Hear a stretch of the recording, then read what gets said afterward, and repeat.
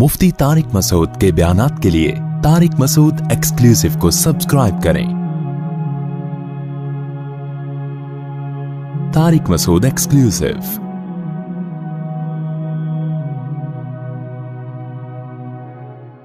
अल्लाह ताला ने अपनी नेमतों में इन 8 जानवरों को भी अलग से बयान किया। अल्लाह कहते हैं समानियत अज़वाज, देखो हमने तुम्हारे लिए 8 जानवर पैदा किए। 4 हैं असल में, उनके पैर मिला के ना, नर मादा मिला के कितने बन जाते हैं? 8। देखो हमने पैदा किए। मिनल इस्नैनी व मिनल माज़ इस्नैन, अलग अलग अल्लाह नाम ले रहा है। हमारे लिए तो इन नामों की कोई वैल्यू है नहीं।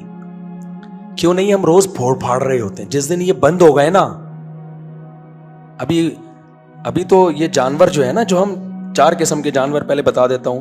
फरमाया दुम्बे के 2, दुम्बा, भेड़, ये सब ज़ान में आते हैं। चक्की वाले भी होते हैं इसमें, बगैर चक्की वाले। 2 का मतलब नर और मादा। व मिनल माज़ इस्नैन, फरमाया बकरा, बकरी, बकरे का गोश्त भी खाते हो और बकरी का भी खाते हो।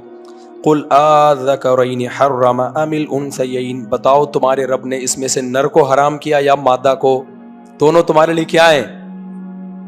बकरे का भी गोश्त भी फोड़ते हो, बकरी का गोश्त भी फोड़ते हो, और दुम्बे भी खाते नहीं हो बल्कि फोड़ते हो। अब आप कहो कुरान में क्या अल्लाह ने दुम्बे बकरों का जिक्र कर दिया? मुशरिकीन ये ताने दिया करते थे, क्या ये अल्लाह का कलाम है, इसमें दुम्बे बकरों का जिक्र है? भाई वो तो कहते थे इसमें तो कोई रॉकेट साइंस होनी चाहिए ना। मेरे भाई, ये तुम्हें इसलिए कम दर्जे की चीजें लग रही हैं कि तुम्हें सुबह शाम ये नेमतें मिल रही हैं। जिस दिन बंद हो गई ना, उस दिन बोलोगे दुनिया में न्यूटन गया एक तरफ, आइंस्टाइन गया एक तरफ, दुम्बा कहाँ है ये बता, गोश्त कहाँ है? अल्लाह फरमाते हैं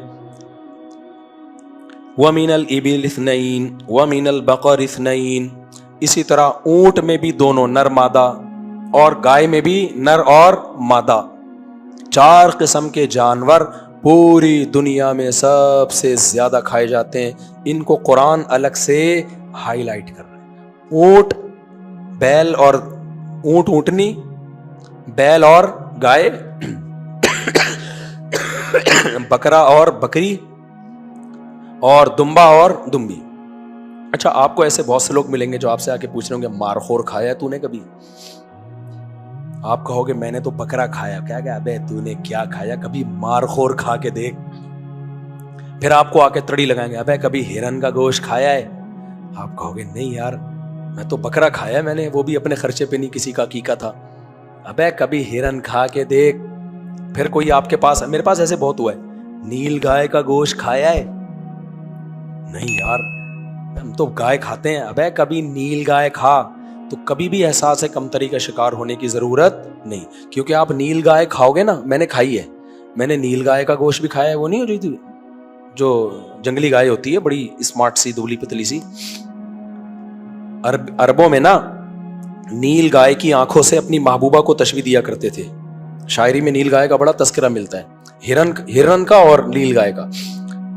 तो हकीकत यह है कि आप नील गाय का गोश्त खाओ और ये वाली गाय का। मजा किस में है? ये वाली गाय में। बात सीधे शो मारने के लिए खा लो ताकि तुम भी कह सको हाँ खाया है। अब मुझसे कोई शो मारता है, मुफ्ती साहब कभी मारखोर खाया? खाया है, मजा नहीं आया, लेकिन बकरे में ज्यादा मजा है। हकीकत है ये। हिरन में इतना मजा नहीं है, दुम्बे में, बकरे में, गाय में ज्यादा मजा है। 1 दफा खाओगे, 2 दफा खाओगे, फिर आपको मजा नहीं आएगा हिरन में। तो ये जो 4 जानवर है ना, ये भाई अल्लाह की बहुत बड़ी नेमत है। इनको खास अल्लाह ने बनाया है इंसानों के लिए। अभी हम सऊदी अरब गए ना, तो मंदी खा रहे थे, तो मैं तो वो चर्बी अलग से निकाल के, मुझे मजा बहुत आता है चर्बी में। तो एक बूढ़े मियाँ, उन्होंने मुझे कहा कि मुफ्ती साहब पिछली दफा भी आप आए थे, तो अच्छा वो चर्बी निकाल के मेरे सामने रख रहे हैं। कह रहे मैंने देखा था आप चर्बी बहुत खा रहे थे, ये नहीं खाया करो, कोलेस्ट्रॉल बढ़ जाएगा। मैंने कहा आप खाते हुए मेरे लुकमों को गिन क्यों रहे थे? पास लोग बड़ा ताड़ के देख रहे होते हैं। कह रहे मैं इसलिए देख रहा हूँ कि वो शायद डॉक्टर भी हैं। कह रहे भैया आप चर्बी बहुत खाते हो। मैंने कहा नहीं खानी चाहिए, लेकिन बहरहाल मजा किस में है? चर्बी में है। तो अल्लाह ने 4 जानवर, और इनकी चर्बी को अलग से अल्लाह ने बयान किया है। तभी अलग से कैसे बयान किया? हर्रमना अलैहिम शुहूमहुमा, अल्लाह कहते हैं میں نے یہودیوں پر گناہوں کی وجہ سے چربی حرام کر دی. اس کا مطلب گوشت سے ہٹ کے چربی میں کیا ہے؟ کچھ الگ ہے. حرام نعمت ہوتی ہے یا مصیبتیں حرام ہوتی ہیں گناہوں میں، گناہوں کے سزا کے طور پہ؟ بھائی دیکھو، آپ کو میں سزا دینا چاہتا ہوں. میں نے کہا آپ نے چوری کی ہے، سزا یہ ہے کہ آپ گٹکا نہیں کھاؤ گے. آپ کہو گے چلو یار اس بہانے میرا گٹکا کیا ہوگا، چھوڑ جائے گا.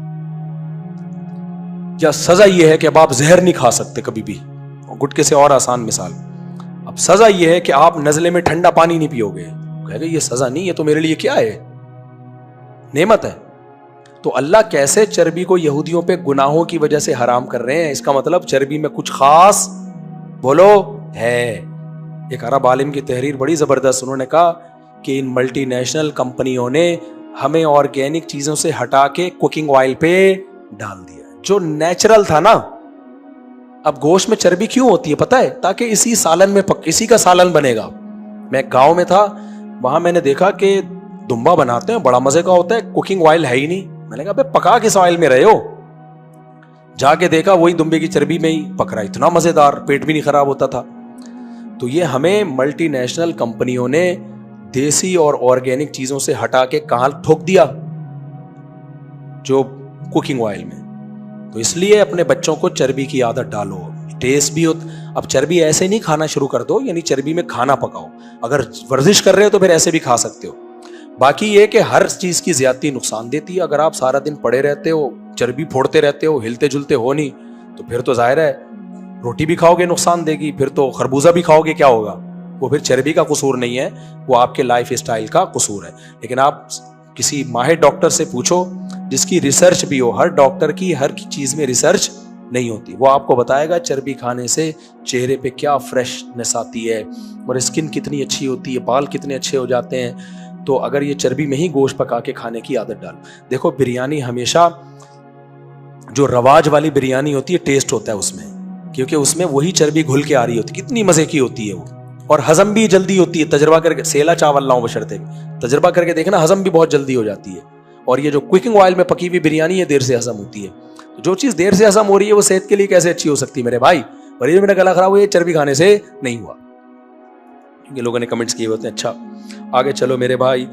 دوسری بات، ایک اہم آیت اس بارے میں یہ بھی ہے کہ آج کل کے بھی ایسے افلاطون، سقراط، بقراط مارکیٹ میں آپ کو مسلم میں صوفی ٹائپ کے جو جہالت والی تصوف ہے وہ بہت ملیں گے. اپنی طرف سے نا اسلام کا ایک معیار بنایا ہوا ہے، یہ بہت ملے گا آپ کو. جو مذہب کی حقیقی تعلیمات ہیں ان کو ہم نے کیا کر دیا ہے؟ چھوڑ دیا ہے. جو حقیقی تعلیمات، چند رسومات کا نام کیا ہے؟ مذہب. ربیع الاول میں یہ کر لو، تیجے میں یہ کر لو، فلانے میں یہ کر لو، ڈمکانے میں یہ کر لو. اللہ میاں نے نا سورہ انعام میں ایسی خاندانی آیات نازل کر دی کہ اگر مجھے خوش کرنا چاہتے ہو نا تو بس یہ ان چیزوں کو فوکس کرو. سمجھ میں آ رہی ہے بات؟ مجھے راضی کرنا چاہتے ہو تو یہ چیزیں جنہیں تمہیں فوکس کرنا پڑے گا. میں رسومات سے خوش نہیں ہوتا. مشرکین نے حضرت ابراہیم علیہ السلام کے دین پر عمل کرتے تھے، اس کو بگاڑ دیا تھا، بیڑا غرق کر دیا تھا اس دین کا. اپنی طرف سے چیزوں اس میں ایڈ کر کے اضافے لگائے ہوئے تھے. ہم یہ نہیں کر سکتے، یہ نہیں کھا سکتے، وہ نہیں پہن سکتے، یوں نہیں. ابے بھائی کس نے کہا یوں نہیں کھا سکتے؟ خام خا کے معیار بنا، آج بھی بنایا ہوا ہے نا لوگوں نے. کسی بزرگ کے پاس اچھی گاڑی دیکھیں گے، یہ کیا کھا رہے ہیں، گولا کنڈا کیوں کھا رہے ہیں، یہ جہاز میں کیوں گھوم رہے ہیں، بزنس کلاس میں کیوں گھوم رہے ہیں، یہ کام کیوں کر رہے ہیں، یہ کام کیوں کر رہے ہیں، یہ 4 شادیاں کیوں کر رہے ہیں. اب اپنی ٹرک بھی میں پوری کر دوں نا تو مجھے بھی تو اعتراضات کرتے ہیں، یہ کیوں کر رہے ہیں، یہ کیوں کر رہے ہیں، یہ ہنس کیوں رہے ہیں. اللہ میاں نے، یہ مشرکین کا بھی تھا کچھ ایسا، خام خواہ کے کچھ چیزوں کو حرام کیا ہوا تھا انہوں نے. بیت اللہ کا طواف کپڑے پہن کے نہیں کرتے تھے. کہہ رہے جن کپڑوں میں ہم گناہ کرتے ہیں انہی کپڑوں میں اللہ کے گھر پہ جائیں، یہ تو غلط ہو جائے گا. تو وہی تقویٰ ہو گیا جو کتا ٹانگ اٹھا کے پیشاب کر رہا ہے کہ چھینٹیں نہ پڑ جائیں. ابے اس سے چھینٹیں تو پھر بھی پڑیں گی، وہ ڈائریکٹ دھار جائی ٹانگ کی طرف رہی ہوتی ہے اس سے بعض دفعہ. تو مشرکین نے نہیں، آج بھی ہے یہ مذہبی، بعض جو گمراہ قسم کے مذہبی اسکالر ہیں خود بخود چیزیں بنائی ہوئی ہیں. تو اللہ نے یہ آیت خوب سورہ انعام کی اچھی طرح سمجھے. اللہ نے فرمایا قل تعالوا، اے نبی ان سے کہہ دیجیے آؤ. جیسے کوئی کنفیوژن میں ہوتا ہے نا کہ بھئی اللہ کن چیزوں سے خوش ہوتا ہے، اسلام ہم سے کیا چاہتا ہے، تو اے نبی آپ ان سے کہہ دیجیے آؤ میں تمہیں بتاتا ہوں. کیا انداز ہے قرآن کا سمجھا. ابے ادھر آ میں تجھے سمجھاتا ہوں یار. جیسے بندہ کنفیوژن میں ہو نا، اس کو پتہ ہی نہیں کل امتحان میں کیا کیا سوال آئیں گے. 5 ایئرس پیپر لے کے بیٹھا ہوا ہے نا، تو کوئی ایگزامینر آ جائے جس نے پیپر دیکھا ہوا ہو پہلے سے، وہ دیکھ رہا ہے یار اس بچے نے پورے سال محنت کی لیکن اس کو سمجھ میں نہیں آ رہا یہ والا سوال آئے گا کہ وہ والا آئے گا کہ یہ والا آئے گا وہ والا. کہے گا ادھر آ میں تیری ٹینشن سمجھ گیا، میں بتاتا ہوں یہ سوال آئیں گے، رٹا لگا کے یاد کر، پاس ہو جائے گا. سندھ میں تو فی الحال یہی سسٹم چل رہا ہے، ٹھیک ہے نا. تو اللہ میاں نے بھی یہی بتایا. اللہ میاں چاہتے ہیں کہ جو امتحان کا پیپر اللہ نے جنت میں جانے کے لیے رکھا ہے، اللہ نے وہ پیپر پہلے سے کیا کر دیا، اناؤنس، اور قرآن میں بیان کر دیا تاکہ سارے 100 نمبر سے پاس ہو جائیں. لیکن شیطان نے کیا کیا، جا کے گمراہ لوگوں کو بیچ میں لایا، کہا کہ نہیں اصل میں یہ نہیں ہے، اصل میں تو فلانی تاریخ کو حلوہ پکا کے بانٹنا پڑے گا، کھانا بھی پڑے گا، اصل میں تو یہ ہے نہیں ہے، اصل میں تو اس دن ناچنا ہے، کودنا ہے، بریک ڈانس کرنا ہے. بریک ڈانس ہی رہ گیا آج کل تو، بس موسیقی بھی آ گئی، سب کچھ آ گئی، ڈانس بھی ہو گیا، بس تھوڑا سا اسٹائل چینج کرو گے تو مائیکل جیکسن اور آپ میں کوئی فرق رہے گا نہیں. اصل میں تو یوں قوالی پڑھنی ہے، یوں ہونا چاہیے، بہت کچھ فلانے کے نام پہ تو یہ، فلانے کے نام پہ تو یہ، پھر مزاروں پہ منتیں مان رہے ہیں، مرادیں، اتنے پیسے خرچ کر رہے ہیں نا، کیا آپ کی سوچ. تو اللہ نے فرمایا نبی سے کہ ان سے کہہ دیجئے ادھر آؤ میں بتاتا ہوں پیپر میں لکھا ہوا کیا، یہ کر لو 100/100 نمبر. تو ابھی سے نیت کر لیں ہم سب اس پیپر کو مکمل حل کریں گے.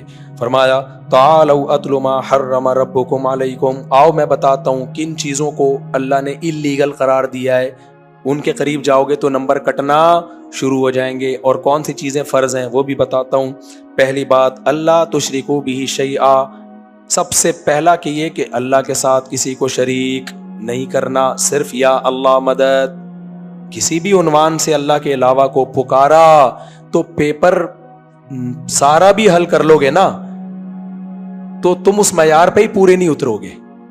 دیکھو ایک آدمی انٹر کا پیپر دینے کے لیے جا رہا ہے، میٹرک کیا ہوا نہیں اس نے، تو اس کو تو گھسنے ہی نہیں دیا جائے گا چاہے پورا پیپر آتا ہو. تو اللہ کہہ رہے ہیں جو میں نے جنت میں داخلے کا پیپر دیا ہے اس کو حل کرنے کے لیے، انٹری کے لیے پہلی شرط ہے توحید پرستو، مشرک کا کوئی نیک عمل اللہ کے ہاں قبول نہیں ہے. تو شرک اپنی زندگیوں سے کیا کر دو میرے بھائی، بولو نکال دو. اللہ تشرکوا بہ شیئا. دوسری بات وبالوالدین احسانا، کیا عظیم حکم ہے یار، کتنے جلال والی آیت ہے یہ. اور اللہ کے بعد سب سے پہلا سوال کس کے بارے میں ہے، والدین. یار کتنا بڑا حق اللہ نے بتا دیا، اور ایک جگہ نہیں کتنی جگہوں پہ. خیر مسلموں کے ہاں والدین کا نمبر بہت پیچھے ہے.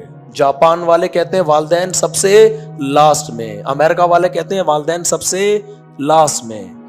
بلکہ والدین کا اپنی اولاد سے زبردستی خدمت لینا ہیومن رائٹس کے خلاف کر دیا انہوں نے. جاپان میں بچہ جب 18 سال کا ہونا، وہ بچہ جس کو ماں باپ نے پالا ہے 18 سال کے بعد ٹاٹا کر کے ماں کو چھوڑ کے چلا جاتا ہے. وہ ماں کو پوچھنے کا حق بولو نہیں.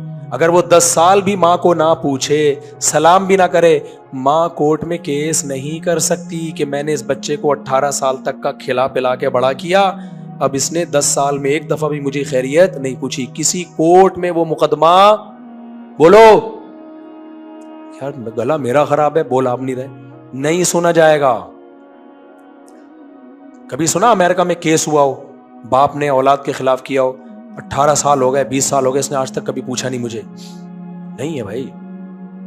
اگر کوئی بوڑھا گھر میں پڑا ہوا ہے، وہ ایمبولنس کو بلا رہا ہے، ایمبولنس نہیں آئے گی، ایمبولنس کے خلاف کیس کر سکتا ہے. وہ بچے کو بلائے گا، بچہ نہیں آیا، بچے کے خلاف کیس نہیں کر سکتا. تو اللہ کو پتا تھا یہ دنیا مادہ پرست ہے، جو سب سے بڑے محسن ہے پہلے اللہ کو یہ اپنی ڈکشنری سے نکالیں گے، نکال دیا.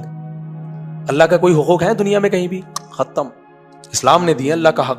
اسلام چور کا ہاتھ کاٹنے کا حکم دیتا ہے، یہ کس کا حق ہے؟ اللہ کا. یہی وجہ ہے کہ جو معاف کر دے نا پھر بھی ہاتھ کٹے گا چور کا، کیونکہ اللہ کہتے ہیں میرا حق ہے. نہیں آئی میرا خیال ہے بات. دیکھو زید کو کیوں چور بناؤں؟ تو زید کوئی بیٹھا ہوا ہے, آپ کا نام ہے زید. ایک آدمی نے دوسرے آدمی کی چوری کی اور کیس لے گیا کورٹ میں اور کہا اس نے چوری کی ہے, گواہوں سے ثابت کر دیا. جب ہو گیا ثابت, اب کورٹ فیصلہ سنا دے کہ اس کا ہاتھ کٹے گا. اب یہ کہتا ہے سر میں ہاتھ نہیں کٹوانا چاہتا. کورٹ کہے گی یہ لا کس کا ہے بھائی؟ اللہ کا حق ہے, ہاتھ کاٹنا پڑے گا. تو اسلامی حکومت ہوگی نا, اس میں اللہ کے بھی رائٹس ہیں. تبھی تو نبی نے فرمایا تھا اگر میری بیٹی فاطمہ بھی چوری کرتی میں اس کا بھی ہاتھ کاٹتا. کیوں؟ یہ رائٹ کس کا ہے؟ نہیں کریں گے اللہ نہیں چھوڑے گا. تبھی قرآن کہتا ہے جو شخص زنا کرے, لڑکا ہو یا لڑکی, کمارا ہو, تو 100 کوڑے مارو. اب انسان کو ترس آتا ہے, یار غلطی ہو گئی معاف کر دیں. اللہ کہتے ہیں نہیں, لا تأخذکم بہما رأفۃ فی دین اللہ, اللہ کا دین جاری کرتے ہوئے نرمی نہیں آنی چاہیے.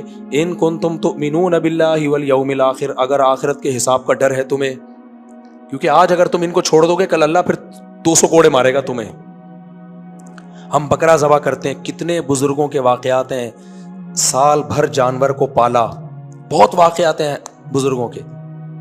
یہ جو ہندو لوگ کہتے ہیں نا مسلمانوں کا دل سخت ہوتا ہے بکرا ذبح کرتے ہوئے, ان کو ترس نہیں آتا, نا نا نا نا, پلے ہوئے جانور کو کاٹتے ہوئے آج بھی لوگ روتے ہیں.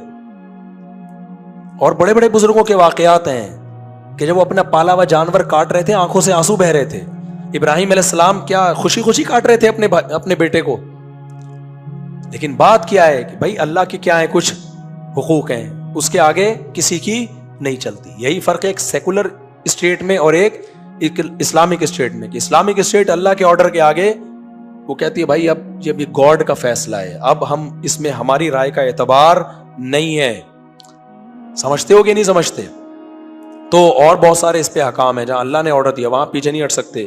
تو اللہ کہتے ہیں اسی طرح اللہ کے حقوق میں یہ بات ہے کہ اللہ کے بعد سب سے بڑا حق کس کا ہے؟ وَبِالْوَالِدَيْنِ إِحْسَانًا, اور والدین کے ساتھ اللہ نے معروفہ بھی کہا اور احسان بھی کہا. معروف سے اوپر کی چیز کیا ہے؟ احسان, ایکسیلنسی پیدا کرنا کسی چیز میں. اللہ کہہ رہے ہیں وَلَا تَقْرَبُوا الْفَوَاحِشَ مَا ظَهَرَ مِنْهَا وَمَا بَطَنَ, بے حیائی چاہے کھلی ہوئی ہو چھپی ہوئی ہو اس کے قریب مت جاؤ. وَلَا تَقْتُلُوا النَّفْسَ الَّتِي حَرَّمَ اللَّهُ إِلَّا بِالْحَقِّ, کسی انسانی جان کو ناحق قتل مت کرو. تمام علماء کا اجماع ہے کہ اس میں اپنی جان بھی داخل ہے. کیسی مجبوری ہو آپ کے لیے نہ کسی غیر مسلم کا قتل حلال ہے. اس میں جو توہین رسالت کے نام پہ قتل کر دیتے ہیں نا بے گناہ لوگوں کو, وہ جو سیالکوٹ میں واقعہ ہوا وہ بیچارہ پوسٹر پھاڑ رہا ہے, اس کو کیا پتا کہ اس میں اللہ کا نام لکھا ہوا ہے, اس کو تو اردو پڑھنا نہیں آتی, اس کو لوگوں نے پکڑ کے قتل کر دیا. یہ سب اسی میں داخل ہے کہ ناحق جب تک اللہ نے قتل کی صراحتاً اجازت نہ دی ہو اس وقت تک کسی, اور اس میں اللہ نے مسلمان نہیں کہا, نفس کسی انسانی جان اس کو آپ بلا وجہ قتل نہیں کر سکتے. اور دوسری حدیثوں سے پتہ چلتا ہے بلا وجہ جانور کا قتل بھی حرام ہے. سمجھ رہے ہو؟ صحیح مسلم کی حدیث ہے کہ ایک نبی کو چیونٹیوں نے کاٹا, ایک چیونٹی نے کاٹا تو انہوں نے ساری چیونٹیوں کو مار دیا. تو اللہ نے وہی نازل کی کہ کاٹا ایک نے تو انتقام باقیوں سے کیوں لیا. تو بلا وجہ چیونٹی بھی نہیں مار سکتے آپ. اب ایسا نہ ہو کہ وہمی بن کے یوں کر کے چلنا شروع کر دیں کہ چیونٹی پہ پاؤں نہ آ جائے. تو مطلب ہے کہ بلا وجہ ایسی ہی جا کے نا چھیڑ چھاڑ میں چیونٹی مار دی, یہ غلط ہے. باقی پاؤں کے نیچے آ رہی ہیں آتی رہیں, یا گھر میں چیونٹیاں زیادہ ہو گئی ہیں تو گھر تو آپ نے اپنے لیے رکھا تھا نا, چیونٹیوں کے لیے تھوڑی رکھا تھا. تو اس جیسے گھر میں کتا گھسا ہے اور آگے بیٹھ جائے, جا ہی نہیں رہا تو مارنا پڑے گا اس کو. تو اسی طرح چیونٹیاں کیڑے مکوڑے تو فنائل وغیرہ لگ کے مار سکتے ہیں ان کو, وہ تو آپ کا گھر ہے نا. بات یہ ہے کہ کہیں ضرر پہنچا رہے ہو تو آپ مارے ان کو, نہیں پہنچا رہے تو پھر ان سے چھیڑ چھاڑ کی آپ کو اجازت نہیں ہے. کتوں کے بارے میں بھی بتا دوں کہ حدیث میں نبی صلی اللہ علیہ وسلم نے جب مدینہ میں کتے زیادہ ہو گئے تھے تو لوگوں کو نقصان پہنچا رہے تھے تو آپ نے حکم دیا کتوں کو قتل کرو. صحیح مسلم کی حدیث. صحابہ نے قتل کیے, اتنے قتل کر دیے کہ وہ پھر کوئی کتا ہی نہیں چھوڑتے تھے وہ. تو نبی نے فرمایا ما لکم وللکلاب, تمہیں کتوں سے کیا ہو گیا, کیا دشمنی ہو گئی, یہ بھی اللہ کی مخلوق ہے, رہنے دو. تو پھر آپ نے قتل کرنے سے, کتوں کے قتل کرنے سے بھی صحابہ کو روک دیا, کیونکہ کتے کو بھی زندہ رہنے کا حق ہے جیسے انسانوں کو. تو یہ اعتدال ہے. ہاں جب اتنے زیادہ ہو جائیں جیسے کہ کراچی میں ہو گئے ہیں کہ آپ کتوں کو قتل نہیں کر رہے لیکن کتے آپ کو کیا کر رہے ہیں, قتل کر رہے ہیں صبح شام, پھر ان کو قتل کرنا لازم ہے. تو گورنمنٹ کی ذمہ داری ہے کہ ایم سی والے ہمیشہ سے مارتے تھے, اب مارنا انہوں نے چھوڑ دیا. تو بلا وجہ کسی جانور کو بھی نہیں مارا جائے گا.